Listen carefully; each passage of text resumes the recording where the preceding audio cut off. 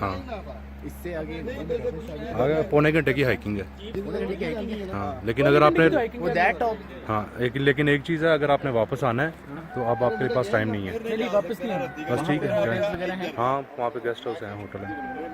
यार फिर हाइक करते हैं यार। ये कैसे करोगे यहाँ से वहाँ तक? आप में से भाईजान ये बताएं सिगरेट कौन कौन पीता है?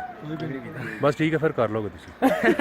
आधा घंटा आगे लगना है। मेरा ख्याल है सिगरेट आती तो 15 मिनट लगना है। वो वाला है ना सामने नहीं ये जो चोटी है ना, ये चोटी जो ट्रैकिंग ट्रैकिंग यहीं से अंदर से ये वाली जो सामने उमर उधर उधर शाबाश। सभी